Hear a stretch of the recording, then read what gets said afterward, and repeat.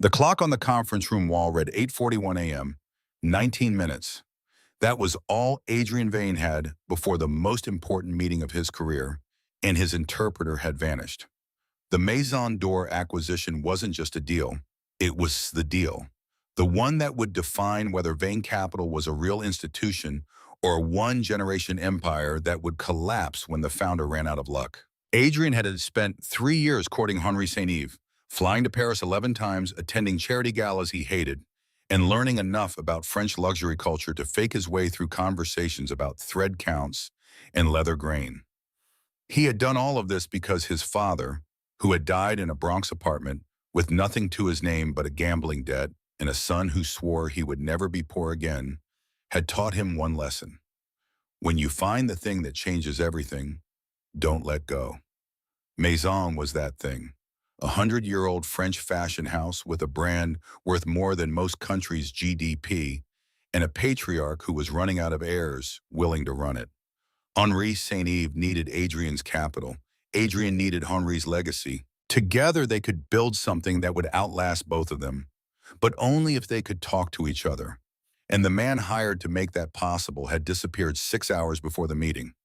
Sarah Chen, his chief of staff, was pacing the corridor with a phone pressed to her ear, calling every translation agency in New York. Her voice carried the controlled pitch of someone who was very close to screaming, but had decided it wasn't professional. Elite Lingua can't send anyone under 2 hours, she reported, hanging up. Berlitz doesn't have anyone qualified for M&A. I tried the UN pool. The woman laughed at me. Adrian stood at the floor-to-ceiling window watching rain hammer Manhattan. He was 37, tall, composed in the way powerful men learn to be, and right now his left hand was clenched so tight inside his pocket that his knuckles had gone white. The problem was simple and catastrophic. Marcos Delgado, his director of international relations, fluent in 4 languages and the only interpreter Henri St-Yves had agreed to work with over 3 years of negotiations, had sent a single encrypted message at 6 o'clock that morning. 6 words. They know about Singapore. I can't come. Adrian hadn't told anyone about the message yet. Singapore was where Vane Capital had quietly acquired a stake in a competing luxury conglomerate. If that went public before the Maison d'Or deal closed, it was over. The stock would crash, the board would revolt, and Henri St-Yves, the 73-year-old patriarch of French luxury, would walk away forever. His phone buzzed. A text from the board chairman. Adrian, tell me the Maison d'Or signing is still on track. The market opens in 90 minutes. He didn't reply. What about the backup list? Sarah asked, her voice pitching higher. Marcos was supposed to have a backup list of interpreters. Thomas, the senior legal counsel, said, looking up from his laptop. I found it. 3 names. The first one moved to Toronto last year. The second is on maternity leave. The third, he paused, is Marcos's ex-wife. She says, and I quote, I hope he drowns. Useful, Sarah muttered. Henri was not the kind of man you got a second chance with. He conducted all business in French, not because he couldn't speak English, but because he believed English was for transactions while French was for civilization. He had told Le Figaro that he would sooner burn his factories than negotiate through a machine.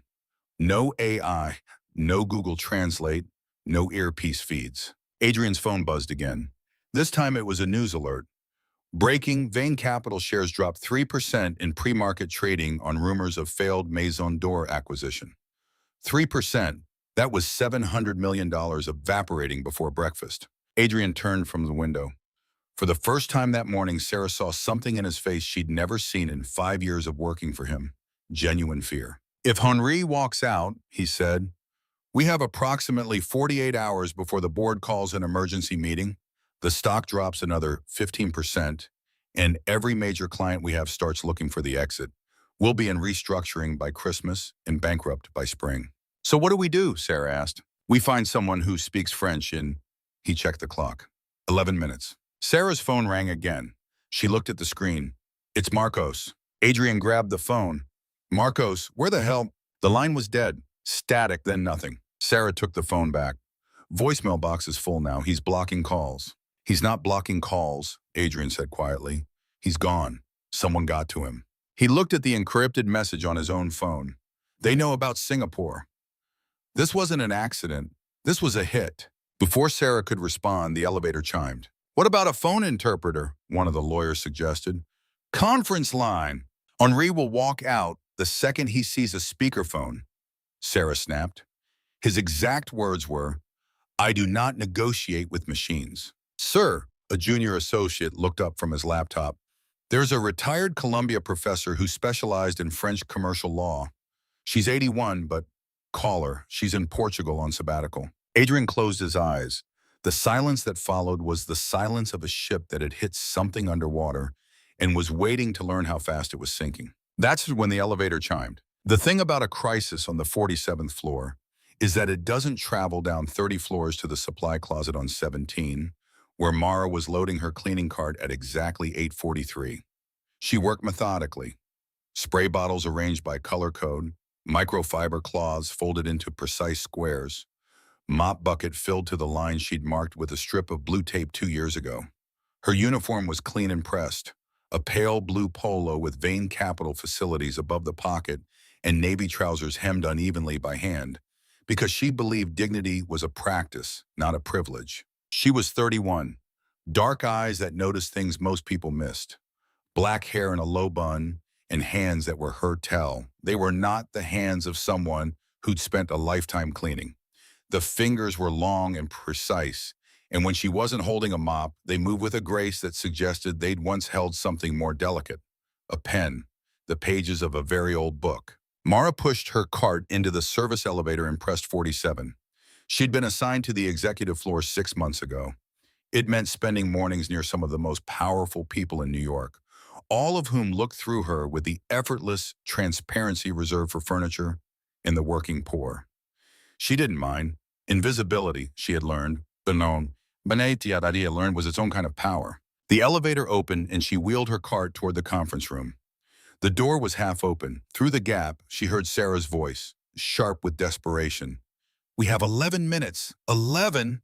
And you're telling me there is not a single person in all of New York City who speaks professional French and can get here in 11 minutes? Mara paused, her hand tightening on the cart handle. She knew who Henri St-Yves was, not from the news, not from the briefing documents she'd read upside down while wiping the credenza. She knew him because she had once sat 3 seats away from him at a dinner in Lyon, wearing a borrowed dress and carrying a business card that read, Vance Junior Strategy Analyst, Ether Group. That name, Vance, not Mara, belonged to a woman who no longer existed, a woman who had risen fast and fallen faster. 5 years ago, Mara had discovered that Ether was using child labor in 3 countries. She'd gone to the press.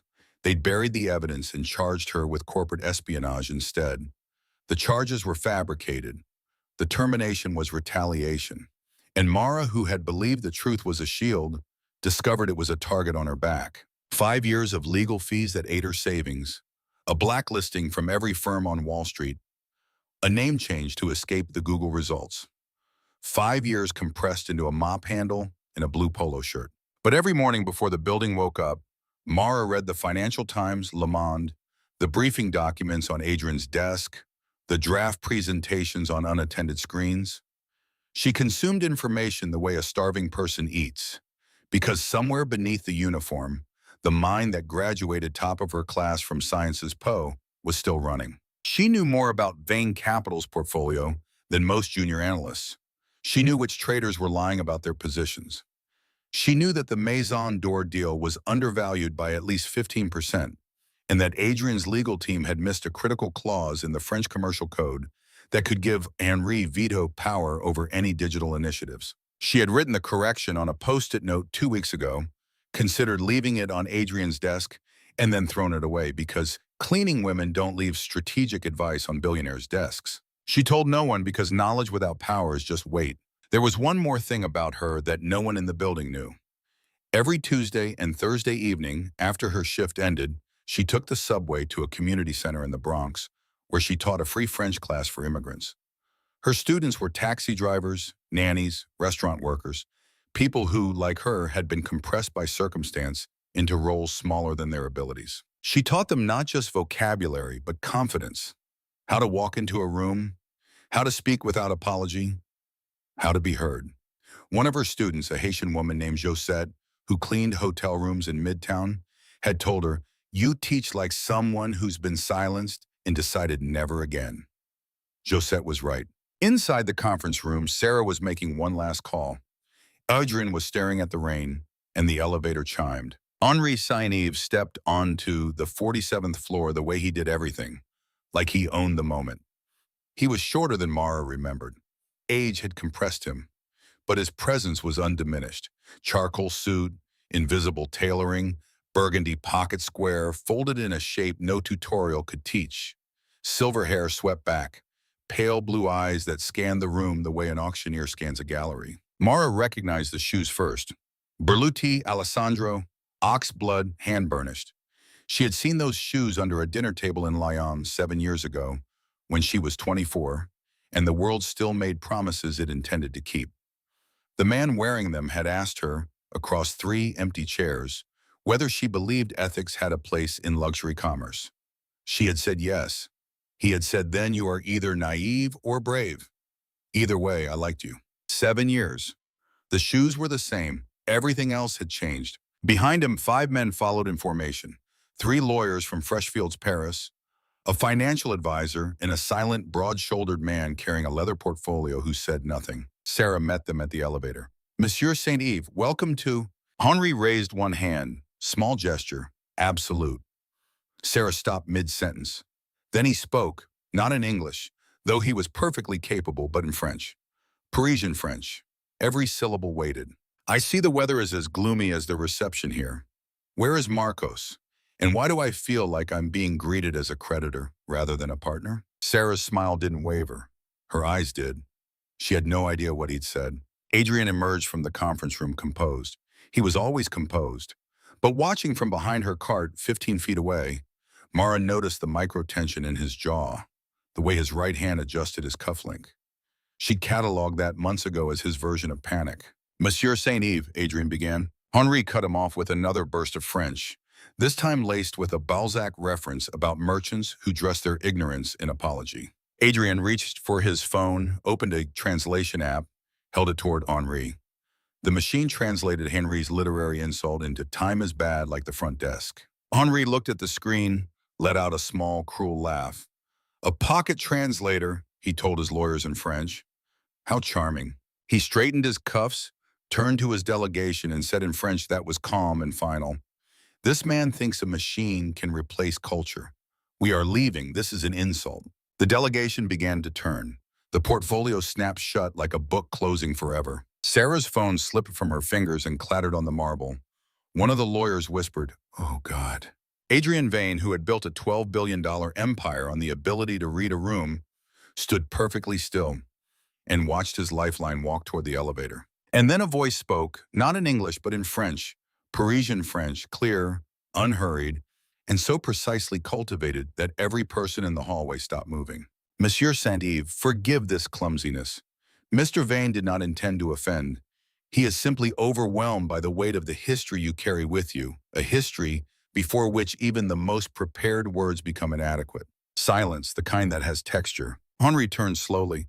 His pale eyes tracked the voice to its source. Mara stood beside her cart, a microfiber cloth still in her left hand. Her back was straight, her chin level. Her gaze met his without flinching. "Who are you?" Henri asked. The contempt was gone. In its place, genuine curiosity. Mara answered with a line from Montesquieu, a text she'd studied at Sciences Po, and that she knew Henri, a collector of Enlightenment first editions, would recognize instantly. True greatness does not hide behind titles, but reveals itself in the moments when no one is watching.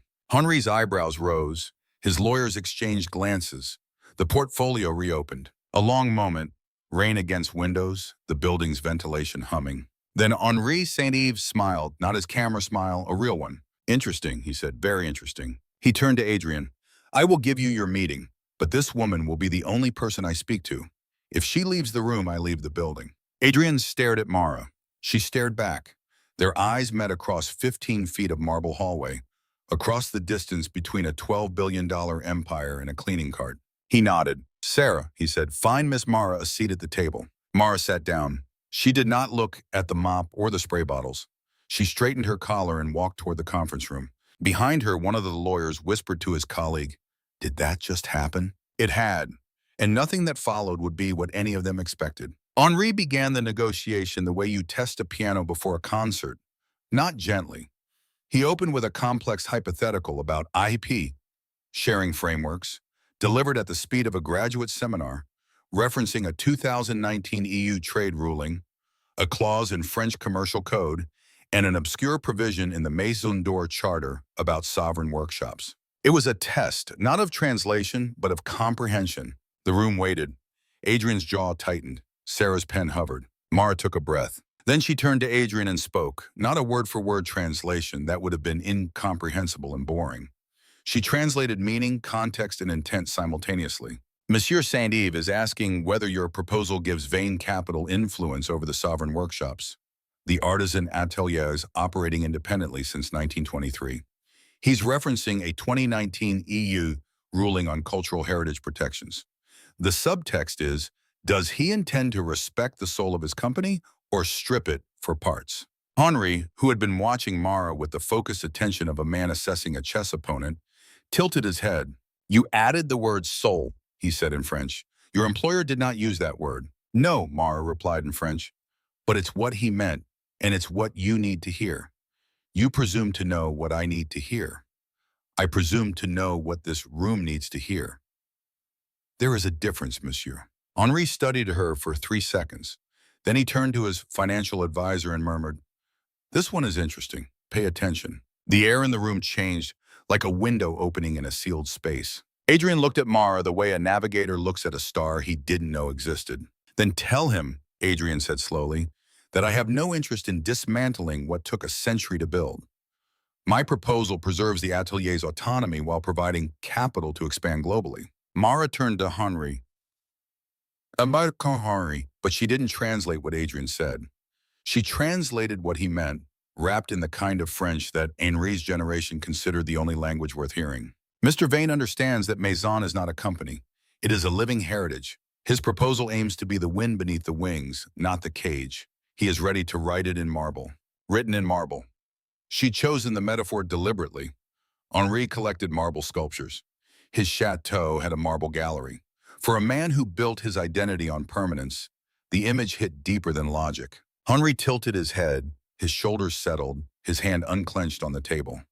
The negotiation continued. For 2 hours, the room became a kind of theater. Henri would speak in elaborate literary French, embedding traps in metaphors the way a chess master hides attacks behind innocent-looking moves. Adrian would respond in blunt American English, direct as a hammer.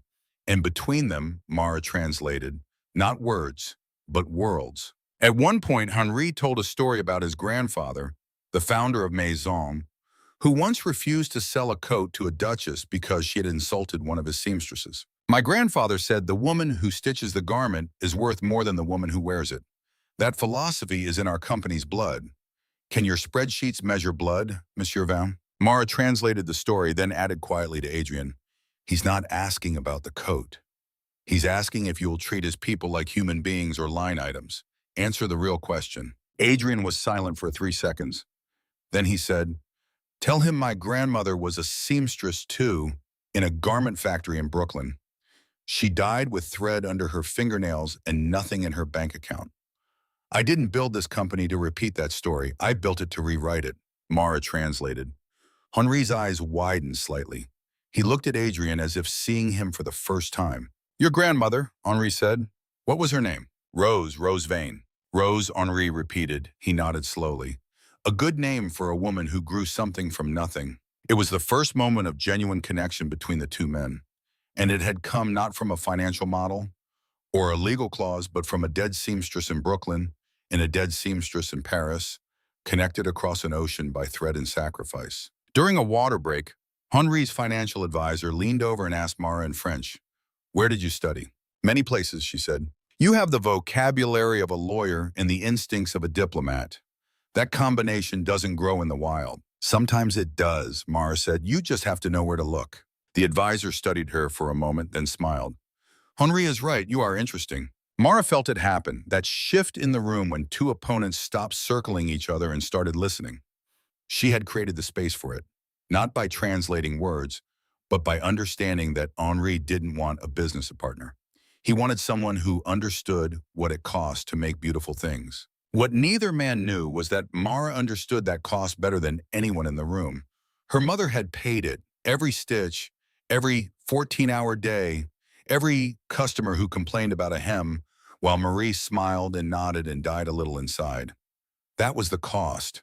And it had bought a scholarship, an education, a career, and eventually the courage to blow a whistle that no one wanted to hear. For 2 hours, Mara did something the people in that room would later struggle to describe.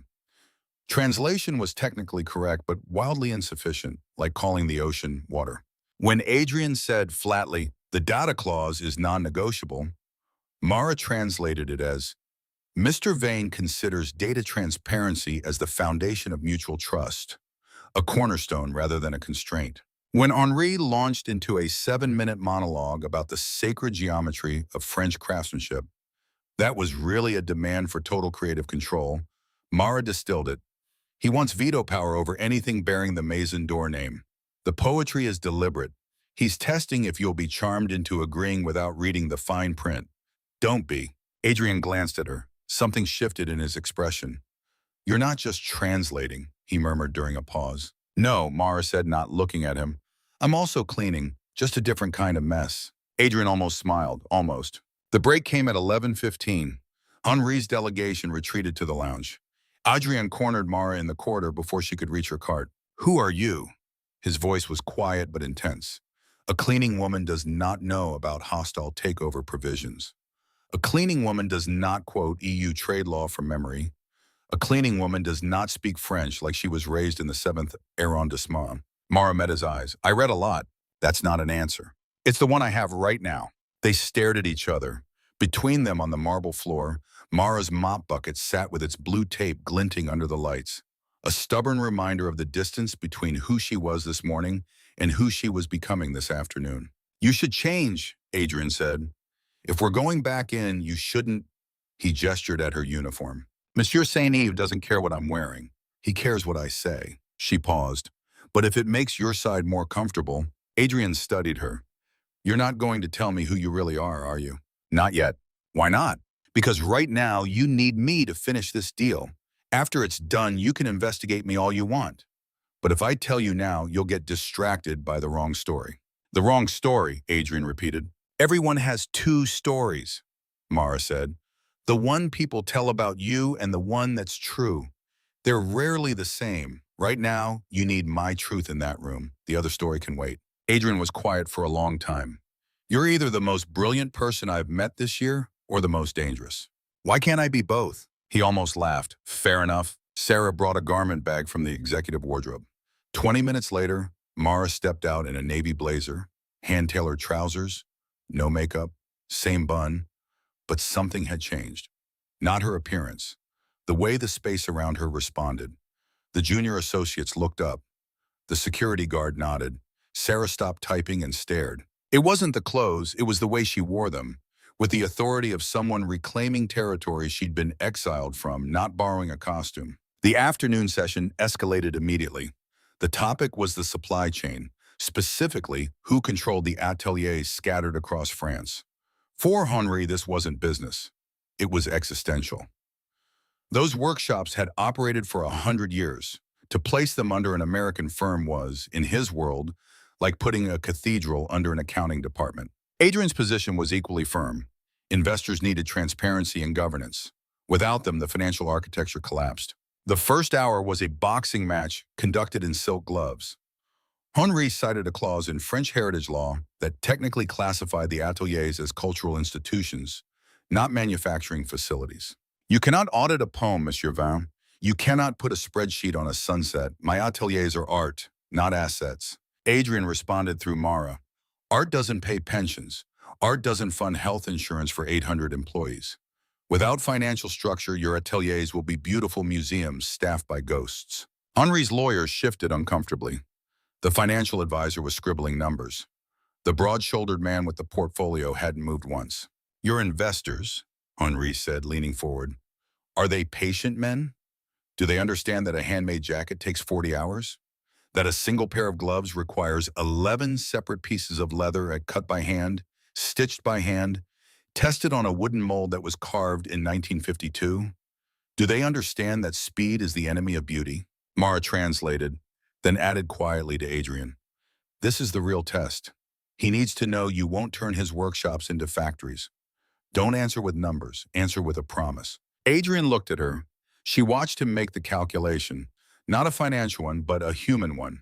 Could he trust this woman he'd met 4 hours ago to guide him through the most important conversation of his career? He decided he could. Tell Monsieur Saint-Yves, Adrian said slowly, that I have never in my life put speed above quality. My grandmother used to say, cheap things cost more in the end.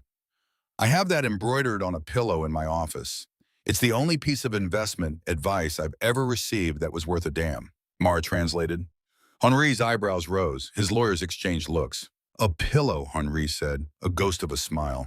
I like this man's grandmother more than I like most of his profession. The tension in the room dropped by a degree, not enough to call it progress, enough to call it oxygen. But they were still stuck. Henri wouldn't accept oversight. Adrien couldn't operate without it. They had reached the point where most negotiations either die or mutate into something unexpected. Mara sat between them and felt the cliff approaching. She had a choice, be a mirror or be a bridge. She chose to be something neither of them expected. She spoke to both simultaneously, switching between French and English mid-sentence. You are both asking the same question from opposite directions. How do we honor the past while building the future? What if the answer isn't control or autonomy, but identity? The room went still. Imagine a digital artisan identity, Mara continued. Each workshop, each master craftsman gets a verified digital signature tied to every product. Not oversight, not governance, recognition. The customer in Tokyo doesn't just buy a handbag, they see the face of the person who stitched it. You don't need to control the atelier, Monsieur Vane. You need to celebrate them. And Monsieur Saint-Yves, you don't need to protect them from technology. You need technology to protect them from being forgotten. Henri removed his glasses, polished them with his pocket square, put them back on, a ritual remembered from Lyon. He only did it when he was genuinely thinking. A digital artisan identity, he murmured. It's not stupid. From Henri Saint-Yves, that was a standing ovation. Adrian looked at Mara the way a navigator looks at a star he didn't know existed. Draw it up, he said. We'll build the framework tonight. But the day wasn't done with them. At 3:15, the conference room door opened without a knock. Marcos Delgado stood in the door waving. Said Dorinde, breathing hard, his suit wrinkled, a bandage on his forehead. I'm so sorry, he said, scanning the room. Car accident on the FDR.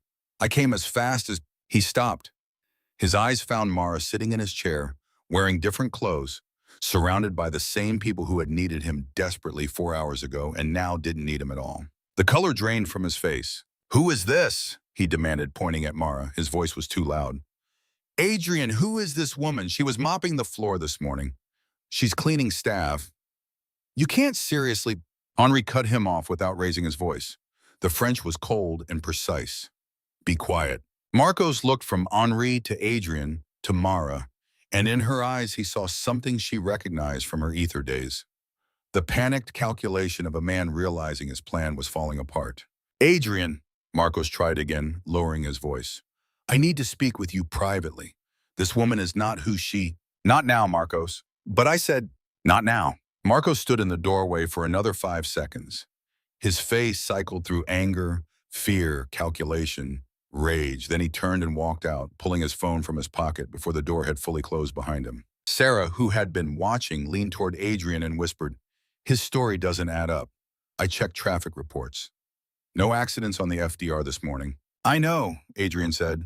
And his bandage is on the wrong side. If you hit the steering wheel in a front-end collision, the impact would be on the left temple, not the right. Adrian looked at Mara.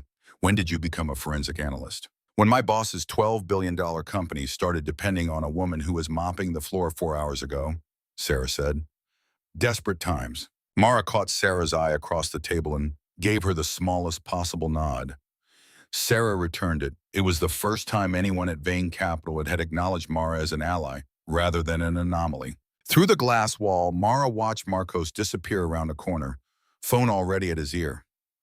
A cold certainty settled in her stomach.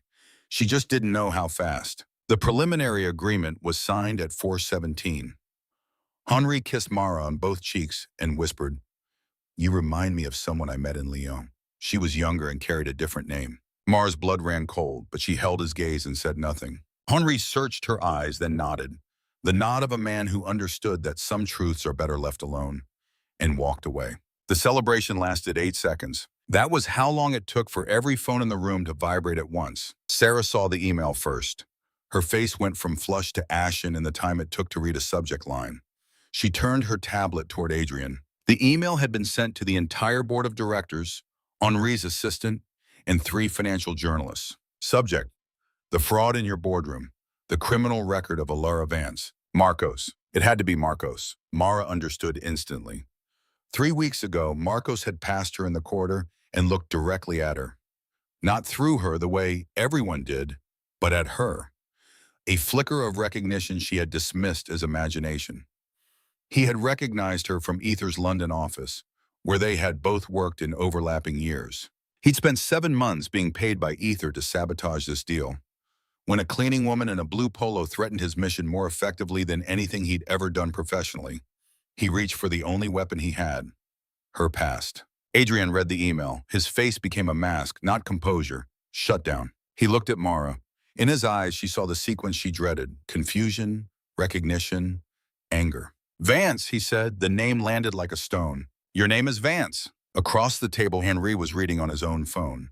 His expression hardened into something ancient. "Betrayed," he said. For a Frenchman like Henri, betrayal was worse than incompetence. It was unforgivable. Mara stood. Her chair scraped the marble. "I can explain," she said. Her voice didn't break, but it came close. "Security," Adrian said. He wasn't looking at her. "Please escort Miss Maroro, or whatever her name is, from the building." Henri stood. His chair scraped back with the finality of a gavel. "The preliminary agreement is suspended. I will not do business with liars." He turned to his delegation. "We leave in 5 minutes. Contact Ether. Schedule a signing for tomorrow morning." Ether. The word hit like a physical blow.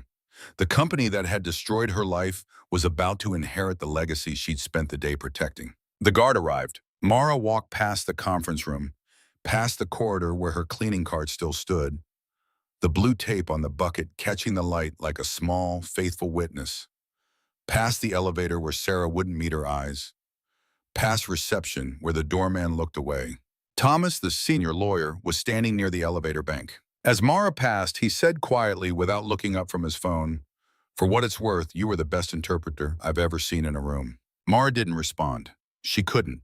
If she opened her mouth, something would break that she needed to keep intact for the next hour. In the lobby, the guard released her arm. "Sorry, ma'am," he said. He sounded like he meant it. "It's okay," Mara said, and she meant it too. The guard was doing his job. The people upstairs were doing what people always do when they discover someone they trusted isn't who they thought. They reacted to the lie and forgot to ask about the truth. She reached into the blazer pocket and found a single item: a Vane Capital business card. Sarah Chen, chief of staff. Someone had left it there when they'd given her the clothes. Mara turned it over. On the back, in small, neat handwriting, was a phone number and 2 words: just in case. Sarah, who had watched Mara negotiate circles around a team of Freshfields lawyers, who had noticed the wrong side bandage on Marcos's forehead, who had given her a nod across the table. Mara put the card in her pocket and walked out into the rain. Mara pushed through the revolving door and stepped onto Fifth Avenue. Rain hit her face like a sentence. She stood on the sidewalk in the borrowed blazer and let the water soak through. A woman with an umbrella brushed past her. A taxi honked. A bicycle messenger swerved around her. The city moved at its usual speed, indifferent to the fact that a woman's life had just been dismantled for the second time in 5 years. She started walking. No direction, just movement. Because standing still felt like drowning. 3 blocks. 4. She passed a dry cleaners where a woman was pressing a shirt in the window, steam rising like a small domestic ghost. She passed a bookstore where a display of French novels caught her eye, Flaubert, Dumas, and looked away because the sight of French words on a page right now felt like being shown photographs of a place she'd been exiled from. She descended into the subway, swiped her Metro card, sat on the platform, and watched trains arrive and depart without getting on, because she didn't know where she was going. A street musician was playing violin in the tunnel. Bach, the chaconne in D minor. Badly, but with feeling. Mara listened. Her mother used to play that piece on a record player in their apartment, the vinyl crackling, Marie sewing in time with the music. This is what courage sounds like, Marie had said once. One note after another, even when the melody is lost. Mara got on the next train behind her. On the 47th floor, she knew what was happening. Henri would cancel the agreement. He would sign with Ether, the very company whose crimes she had tried to expose 5 years ago. And the truth she had carried, the evidence she had kept, none of it mattered because no one had asked for her side. They never did. Her apartment was in Washington Heights. Walk up, medical equipment humming in the bedroom. Rent 11 days late. Her mother was asleep. Marie Marrero was 62 but looked 80. Emphysema had been claiming her for 6 years. She'd been a seamstress in the Marais district of Paris before moving to New York. And even now, sedated, her fingers sometimes moved on the bedsheet in the ghost patterns of stitching. Mara sat on the edge of the bed and watched her mother's hands. Those hands had taught her to sew, to cook in a kitchen the size of a closet, to speak French with the accent of the third arrondissement. Those hands had worked 14-hour days altering clothes so Mara could attend Lycée Français, then Sciences Po, then the world that swallowed her whole and spit her out. She thought about quitting, not the job, the fight. 5 years was enough. A sound from the bed. Her mother's eyes were open. Mara. Marie's voice was thin, breathy. Why are you home so early, and whose clothes are those? It's a long story, Mama. Marie studied her daughter's face with the focused attention of a woman who had spent her life reading fabric and could spot a flaw from across a room. You've been crying. I haven't. Your eyes are dry, but your face is doing the thing it does when you're holding everything in. I've seen that face since you were 6. Come sit. Mara sat. Her mother's hand found hers. Papery, warm, the fingers still strong despite everything. Tell me. So Mara told her all of it. The elevator chime, the French, Henri's eyes, the negotiation, the proposal, the celebration that lasted 8 seconds, the email, the guard's hand on her elbow, the rain. Marie listened without interrupting. When Mara finished, her mother was quiet for a long time. Then she said, "Do you remember what I told you when you were 17 and afraid of leaving New York for Paris? You said the world isn't divided into people who deserve opportunity and people who don't. It's divided into people who have been seen and people who haven't. You've been seen, Mara. Now go be visible." Mara looked at her mother, at the oxygen tube, at the hands that had stitched a life together one seam at a time. "Keep stitching, Cherie," Marie said, and closed her eyes. The evidence she'd saved, supply chain audits, internal emails, meeting minutes where Ether executives discussed the cover-up, sat on an encrypted hard drive in her closet. 200 gigabytes. 5 years of her life in a box no bigger than a deck of cards. She stood, walked to the closet, stared at it. Then she thought of Adrian's face. Not the shutdown mask when he'd read the email, but before that, during the negotiation when she'd proposed the digital artisan identity. That look hadn't been admiration exactly. It had been recognition. The look of a man seeing someone operate at a level he respected. And she remembered something he'd said to Henri, which she'd translated but hadn't fully heard until now. "I built this company because I believe that value exists where no one is looking. My job is to look. Value where no one is looking." Mara picked up her phone, cracked screen, taped case. She dialed Adrian's number, memorized months ago from a call sheet on his desk because she memorized everything. 6 rings, voicemail. "You can hate me," she said, "but don't let Maison d'Or sign with Ether. They're not what they claim. I have proof. Ether has been using forced labor since 2019. If Henri signs with them, his legacy won't survive the scandal. Neither will yours once it comes out you knew and did nothing." She paused, rain against the window. "Meet me. I'll bring everything. Not because I want my job back, because someone should finally look." She hung up, sat on the floor with the hard drive in her lap. The apartment was quiet except for the oxygen concentrator and the rain and the distant sound of a siren somewhere on Broadway. Her phone didn't ring. She waited an hour, then 2. She made tea and didn't drink it. She checked her mother's oxygen and adjusted her blanket. She sat on the fire escape in the rain because the apartment felt too small for the size of what she was feeling. At midnight, she went inside and started writing. Not the voicemail version, the full version. 43 pages of analysis, cross-referencing Ether's public sustainability reports with the supply chain data she had. She wrote the way her mother sewed, precise, careful, each stitch in its proper place. By 3 o'clock in the morning, it was done. She printed it at the 24-hour coffee shop on 181st Street, standing in line behind a college student printing a thesis and a man copying flyers for a lost dog.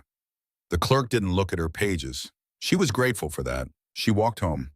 She checked her phone.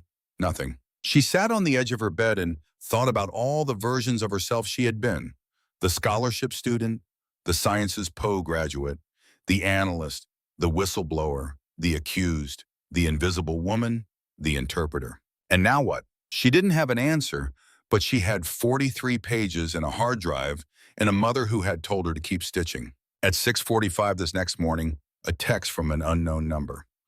Palm Court, 8:30, bring everything, Avi. Mara read it 3 times. Then she stood up, took a shower, dried her hair, put on the gray wool dress, and looked at herself in the bathroom mirror for a long time.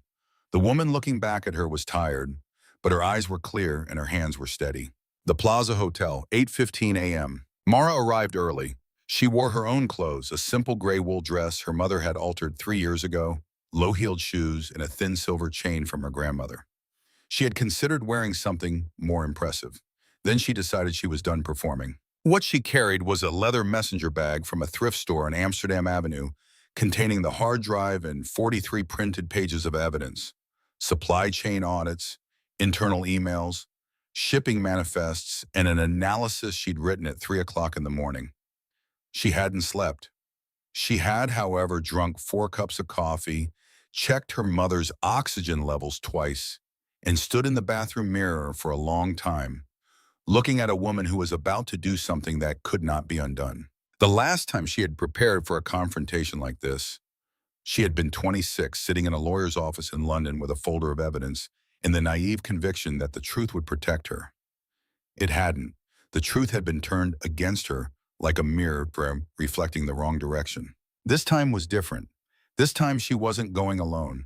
And this time she had something she hadn't had at 26. 5 years of patience, 5 years of evidence, and 5 years of understanding that the truth doesn't work like a weapon. It works like water. It doesn't break through walls. It goes around them. It finds the cracks. It takes as long as it takes. In the Palm Court, Henri Saint-Ive was already seated with his delegation. At the center table, a brass placard read, "Reserved." His granddaughter Celine was pouring coffee from a silver pot. The Mont Blanc pen, the one used to sign every major contract in Maison d'Or's history since 1987, sat on the table like a loaded gun. 2 minutes later, Richard Hale walked in, CEO of Ether Group, tall, silver-templed, Brioni suit, wearing the smile of a man who believes he's already won. 3 executives and a communications director carrying a press kit followed. Richard Hale never closed a deal without making sure the world was watching. Handshakes. Coffee. The fountain pen moved closer to the contract. 8:51, 9 minutes until signing. And then Adrian Vane walked in alone. No lawyers, no entourage. Dark blue suit, no tie. He crossed the Palm Court with the deliberation of a man who'd made a decision during the night and was simply executing it. He sat across from Mara. "I listened to your voicemail 4 times, he said. "Then I spent 6 hours reading every filing related to Ether since 2019. Mara waited. "The Financial Times article about you," he continued. "I read that too. And the retraction they published 8 months later, page 17, 2 paragraphs. No apology." "I didn't know there was a retraction," Mara said quietly. "Neither did anyone else. That's the point." Adrian leaned forward. "You told the truth 5 years ago, and they destroyed you for it. The charges were dropped. The case was buried, and you disappeared into a cleaning uniform. I survived," Mara said. "There's a difference." "There is." He paused. "You could have sold that evidence to a competitor, to a hedge fund, to a tabloid. Any of those would have made you rich and Ether miserable. Why didn't you?" Mara looked at him. It was the first question anyone had asked her in 5 years that treated her like a person with choices rather than a victim of circumstances. "Because I didn't want to be like them," she said. They used information as a weapon. I wanted to use it as the truth. The truth only works if it's given to the right person at the right time for the right reason. Otherwise, it's just another kind of ammunition. Adrian sat back. For a moment, his boardroom face dropped completely, and she saw underneath it something she hadn't expected, admiration that bordered on awe. My legal team spent all night going through Marcos's communications, he said. He's been receiving wire transfers from an ether shell company in the Caymans for 7 months. His car accident yesterday was a lie. He was at LaGuardia trying to board a flight to Zurich. TSA flagged him because of an outstanding warrant for an unrelated tax issue. He's currently in FBI custody. Mara absorbed this without expression. 5 years of carrying the weight alone, and the truth had finally found its own momentum. I also called Henry last night, Adrian continued. He didn't pick up. His granddaughter Celine did. I told her I had evidence that would change everything. She said, my grandfather respects courage. Show him yours. So here we are. Here we are, Mara echoed. So, Adrian said, are you ready to finish what you started 5 years ago? Mara placed the hard drive and the 43 pages on the table. I've been ready, she said, for longer than you know. Let's go. They walked to Henri's table together, not side by side, Adrian half a step ahead, creating the path. The image of it, the billionaire and the cleaning lady crossing a room full of lawyers toward a man who had tried to erase her, needed no soundtrack. The silence was dramatic enough. Richard Hale saw them. The color left his face in stages. What is this? He demanded, rising to his feet. His smile was gone. This woman is a convicted. She was never convicted of anything, Adrian said. The charges were dropped. All of them. I have the court records. Hale's voice dropped to the register men use when they want to sound reasonable while threatening. Let's step outside and discuss this like professionals. This woman has a documented history of telling the truth about your company, Adrian said. Yes, she does. Hale's composure cracked. You have no idea what you're doing. Ether will what, Richard? Adrian said. Sue me? Go ahead. I have a legal team that bills more per hour than your entire executive suite earns in a week. I also have something you've spent 5 years trying to bury, and it's not staying buried anymore. Hale looked at Demar for the first time.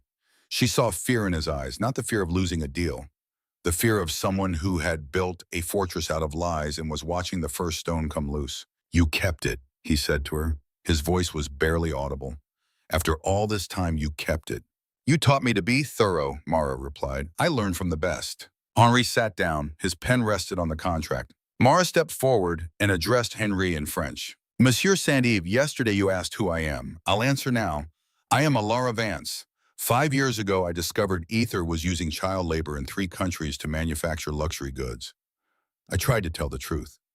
They destroyed me for it, but the truth didn't disappear. It's here. She placed the summary on the table. Henri put on his reading glasses, opened it, and for 7 minutes that felt like an hour, the most powerful man in French luxury read in absolute silence, while Richard Hale stood beside him with the stillness of a man watching the ground open beneath his feet. Mara watched Henri read. She had memorized every page, every photograph, every email. She knew exactly when he would reach the supply chain diagrams on page 8, when the first factory photographs would appear on page 12, when the internal emails would begin on page 19. She watched his face and read the document through his expressions. Page 3, a slight tightening of the jaw, the shipping manifests. Page 8, his reading speed slowed. The supply chain diagrams showed materials flowing from Myanmar through Thailand, through a labyrinth of shell companies designed to make exploitation invisible. Page 12, he stopped. The photographs. Children, small hands, leather, and thread. A factory floor that looked nothing like the gleaming promotional images on Ether's sustainability website. Henri's hand trembled. He turned the page slowly as though the paper itself had become fragile. Page 19, the emails. Highlighted key phrases in yellow. Cost optimization through regional labor arbitrage. Supply chain opacity as a competitive advantage. Maintain public-facing ESG narrative. Corporate language designed to make cruelty sound like strategy. Page 31, the cover-up. Meeting minutes from Ether's executive committee dated 2 weeks after Mara had filed her internal complaint. The agenda item read, Vance Situation Containment Protocol. The minutes detailed a plan to fabricate espionage charges, retain a private investigation firm to build a false dossier, and coordinate media placement to ensure the story of Alara Vance would be written by Ether's PR team, not by journalists. Henri reached the last page. He closed the document, removed his glasses, placed both hands flat on the table. The palm court was silent. Even the string quartet had stopped playing. Henri looked at Richard Hale. Then he looked at Mara. Then he looked back at Hale.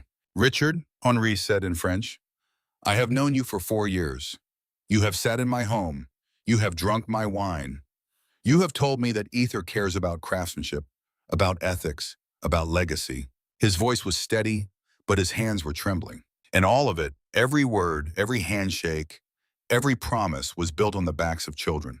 "Henri, those documents are fabricated," Hale began. "Do not insult me," Henri said, switching to English for the first time. And the fact that he chose English, the language he considered beneath serious conversation, said everything about how far Hale had fallen in his estimation. "I have spent 50 years reading contracts. I know fabricated documents from real ones. These are real." He turned to Celine. "Call our lawyers in Paris.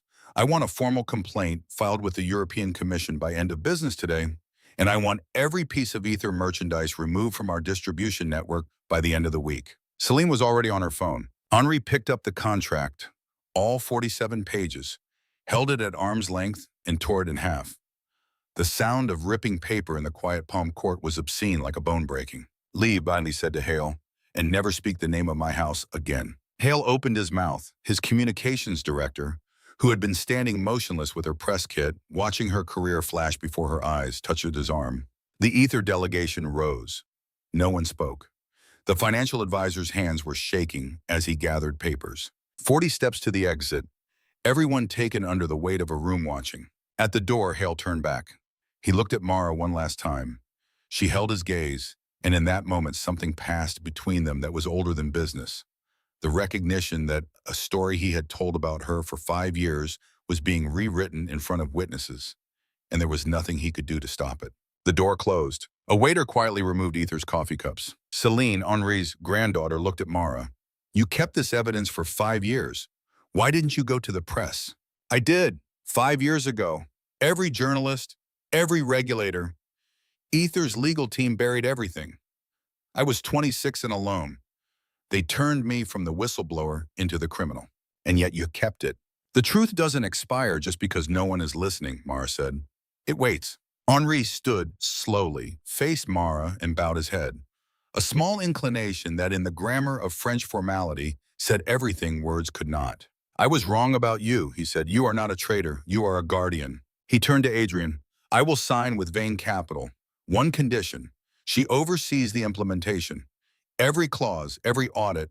In 3 years of negotiations, she is the first person who has spoken to me like a human being and not a signature.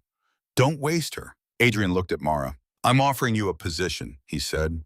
"Not as an interpreter, not as a cleaning specialist, chief global strategy officer, seat on the executive committee, full authority over the Maison d'Or integration." He paused. "And an office on the 47th floor with a view." Mara felt something shift inside her chest. Not triumph, not vindication. Relief. The deep tectonic relief of a person who had been holding a weight so long, she'd forgotten what standing straight felt like. "I'll accept," she said, "on one condition." "Name it." "The company establishes a fund for employees in service positions, language training, education, professional development. There is talent in every corner of this building. Most of it is invisible because no one has ever been asked to look." Henri spoke before Adrian could answer. "That is why I trust her." Done. The contract was signed at 9:47 that morning, with Henri's Mont Blanc on hotel stationery because the original documents were in 2 pieces on the floor. The legal teams would formalize it later. Henri signed first, then Adrian, then Mara as the designated implementation officer, a role that had never existed before this morning, and that was created, in Henri's words, because some positions are not filled by search committees, but by fate. "In Lyon. I knew you the moment you spoke in Lyon. I knew you the moment you spoke. I did not say anything because I wanted to see what you would do when you thought no one remembered. Now I know you are the same woman who stood up at that dinner and asked me a question about labor ethics that made me uncomfortable for a week. You are the same woman, only stronger. Mara's eyes filled. She didn't try to stop it. Thank you, monsieur. Thank your mother, Henry said. She raised a woman who does not bend. He kissed her on both cheeks, turned to his delegation, and walked out of the palm court with the measured step of a man who had just made the best decision of his career and knew it. Adrian and Mara sat alone at the table, coffee cups, torn paper on the floor, a fountain pen with a century of signatures in its ink. So, Adrian said, what do we do now? Now, Mara said, I go home and tell my mother she was right about the thread. The thread? It's a long story. I'll tell you sometime. Adrian looked at her. I'd like that. Mara stood, picked up her messenger bag, the scuffed thrift store bag that contained the evidence that had taken 5 years to matter, and walked out of the plaza into a New York morning that had finally mercifully stopped raining. 6 months later, the rooftop of the Spiral in Hudson Yards. A February evening, Mara stood at the railing in a cashmere coat she bought with her own money, looking out over a Manhattan that sparkled like a promise kept. The party behind her celebrated two things: the completed merger, which had generated more positive press than any luxury acquisition in a decade, thanks to the Digital Artisan Identity Program and the launch of the Mororo Fund. The fund had been her first act as Chief Global Strategy Officer, and she had insisted on naming it after her mother, not herself. Mororo was the name Marie had given her when the old name became poison. It was the name of survival. It belonged on a fund that helped people survive. In 6 months, the fund had placed 37 service employees into education and development programs. 3 were learning French. 2 were in business certification courses. One woman from the mailroom, a 44-year-old grandmother from Trinidad named Claudette, had passed the GED she'd been putting off for 20 years and sent a card that read, "You believed in me before I did. That's the most expensive gift anyone has ever given me, and it didn't cost a cent." Mara kept that card in the same desk drawer where Adrian kept the blue tape. One of them, a night shift janitor named Luis, 23, son of immigrants from Puebla, had been accepted to Columbia. When he'd received the letter, he'd come to Mara's office on the 47th floor, sat in the chair across from her desk, the desk that had once belonged to Marcos Delgado, who was now facing federal charges, and cried. Mara had handed him a tissue and waited. She didn't tell him to stop crying. She didn't tell him it was going to tell me okay. She waited because she knew from experience that when something you've wanted for a very long time finally happens, the first thing your body does is release everything it's been holding. You have to let it. When he composed himself, she told him what her mother had told her. The world isn't divided into people who deserve opportunity and people who don't. It's divided into people who've been seen and people who haven't. You've been seen, Luis. Now go be visible. Luis had looked at her with red eyes and said, "Miss Mororo, how did you know?" "Know what?" "That I existed. I've worked here for 2 years. No one on the executive floor has ever learned my name. You learned it on your first day." Mara had smiled. "Because I used to be invisible too. And I remember what it felt like when someone finally saw me." 2 weeks later, Luis had left a small cactus on her desk with a note that read, "For the woman who sees people." It sat on her windowsill now, next to a framed photograph of her mother in the Marais atelier, age 30, surrounded by fabric and light. Marie Mororo had lived to see her daughter reclaim her name. She had attended the merger celebration in a wheelchair, blanket on her lap, and when Henri Saint-Yves himself had walked over to her, knelt beside the wheelchair, and said in French, "Madame Mororo, your daughter is the bravest person I have met in 50 years of business. She has the heart of a lioness and the mind of a general. I am honored to know her." Marie had reached up, taken Henri's face in both her hands, the seamstress's hands still strong, and said, "She got that from her father. The stubbornness, though, that's all mine." Henri had laughed, a real laugh, full and warm, the kind that made the staff at the party turn their heads, because they had never heard such a sound from the famously austere patriarch of French luxury. He had kissed Marie's hands and said, "Madame Ifikin, if you ever want to leave New York, I have a house in Provence with a sewing room that needs someone who understands thread." "I'm too old for Provence," Marie had said, "but I'll take the compliment." Later, when Adrian had knelt beside her to shake her hand, Marie had cupped his face with both hands and said in French, "Take care of my daughter. She is the best thing I ever made." Adrian had looked at her with an expression Mara had never seen on his face before. Something vulnerable, something young. "I know," he had said. "I'm starting to understand that." Marie had smiled. Then she had looked at Mara across the room and given her the smallest nod. The nod that mothers give when they have seen enough to know that things will be all right. It was the same nod she had given at the airport when Mara left for Sciences Po. The same nod she had given in the lawyer's office when the charges were read.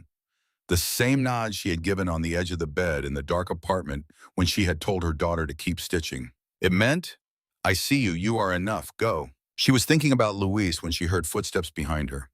She didn't need to turn.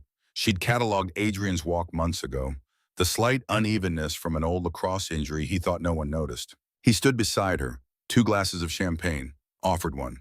"You're missing your own party." "I'm at my own party," Mara said. "I'm just attending it from the outside." He smiled. It was still rare, Adrian smiling, but it happened more now, and when it did, it softened everything about him. Inside, her mother sat in a wheelchair by the window, watching the party with quiet pride. Marie had cried when Mara told her about the position. Not joy, release. The kind that comes when a prayer you've carried so long you forgot you were praying finally gets answered. "I've been thinking," Adrian said. "That's usually my cue to worry." That morning, the day of the negotiation, you were standing there with a mop, and I looked right through you.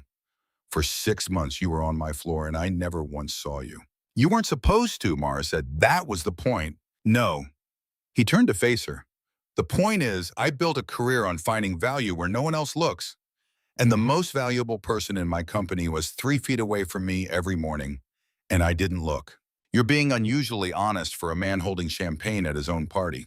"I'm being honest because you taught me something." "What's that?" "That the most important things in a room are never the ones making the most noise." Mara looked at him, the city lights reflected in his eyes. "Can I tell you something?" she said. "Please." "That morning when I was standing in the corridor with my cart and I heard Sarah panicking about the French interpreter, I almost didn't speak up. I almost let Henri walk out. I almost went back to the service elevator and finished my shift and gone home and never said a word." "What stopped you?" "You did something," she said. "You said to Sarah, standing by the window, 'Find someone, anyone. This deal isn't about money. It's about what this company is supposed to stand for.' And I thought that's either the most cynical thing I've ever heard a CEO say or the most honest. And I decided to find out which one it was." "Which was it?" "I'm still deciding," Mara said. "But you're making a strong case for honest." Adrian was quiet for a moment. Then he said, "Can I ask you something?" "You're going to anyway." "During the negotiation, when you proposed the digital artisan identity, you had that idea before you walked into that room, didn't you? That wasn't improvised." Mara was quiet for a moment. "I've been thinking about it for 3 years," she said. "Ever since I started cleaning your floor and reading your briefing documents upside down while wiping the credenza." 3 years. You had a draft of the Maison d'Or proposal on your desk. Page 14, paragraph 3. There was a gap in the governance framework where the atelier's autonomy conflicted with investor reporting requirements. I could see the problem from across the room. The digital artisan identity was the solution. I wrote it on the back of a cleaning schedule during my lunch break and then threw it away. Because cleaning women don't write strategy memos. I threw away a lot of things. Post-it notes with corrections to your quarterly projections. A 2-page analysis of your technology portfolio that I wrote on the subway. A proposal to restructure the Asian operations that I drafted in the break room at 2 in the morning. All of that. You wrote all of that on cleaning schedules and post-its and subway rides. Knowledge doesn't stop existing just because no one gives you permission to use it." Adrian stared at her. "How many other cleaning women in this city are carrying around billion-dollar ideas on the backs of cleaning schedules?" "More than you think," Mara said. "That's the whole point of the Mororo Fund." He was quiet for a long time. When he spoke again, his voice had changed. The CEO was gone. The man was speaking. "I like you," he said. "I've been trying to figure out a more sophisticated way to say that for about 3 months. And I've decided there isn't one. I just like you. You're the only person in my life who treats me like a human being instead of a balance sheet. That might be because I've seen you without your armor." Adrian looked down. At some point his fingers had found hers, or hers had found his. Neither would ever be certain. So I am, he said. He didn't let go. Below them, Manhattan hummed. Above, the winter sky was clearing, and stars were becoming visible through the fading clouds, the way things always become visible, slowly, then all at once. In 2 weeks, Mara would fly to Paris with Adrien and Henri to visit the ateliers. She would walk through workshops where master craftsmen had been stitching leather and shaping silk for 100 years, and she would implement the digital artisan identity program she had invented on the back of a cleaning schedule. She would meet artisans whose faces would appear on products in Tokyo, New York, and London, and she would tell each of them, "The world is going to know your name." In 3 months, the Financial Times would publish a front-page investigation into Ether Group based in part on the evidence Mara had provided. Richard Hale would resign. 6 executives would face criminal charges. The article would include a 2,000-word profile of Alara Maroro, and this time the story would be true. In 6 months, Marie Maroro would be fitted for a new oxygen system, paid for by insurance she could finally afford. The apartment in Washington Heights would be repainted. The rent would be paid on time. And on the mantelpiece, next to the framed acceptance letter from Sciences Po that Marie had pressed with a clothes iron 7 years ago, there would be a new frame, a photograph from the Palm Court taken by Céline Saint-Ave on her phone. In it, Henri and Mara are shaking hands across the table. Both of them are smiling. Behind them through the window, you can see the New York sky after rain, clean and bright and full of the kind of light that makes everything look possible. But that was all in the future. Right now on the rooftop, there was only this: 2 people, a city, and the quiet understanding that sometimes the most important meeting of your life begins with a mop and ends with a handshake, and that the distance between the two is not as far as the world would have you believe. And Mara, who had been invisible for 5 years, stood on the rooftop of a building she had once cleaned beside a man who had finally learned that the most extraordinary things in this world don't announce themselves. They wait quietly in corners of rooms and margins of lives until someone has the courage to look. She let herself be seen, and so the woman who was once invisible became the light that no one could look away from. Sometimes the greatest stories begin in the quietest corners. Thank you for staying with this story until the very end. If it moved you even just a little, please leave a like, share it, and subscribe to the channel. Your support helps bring more heartfelt stories to life every single day.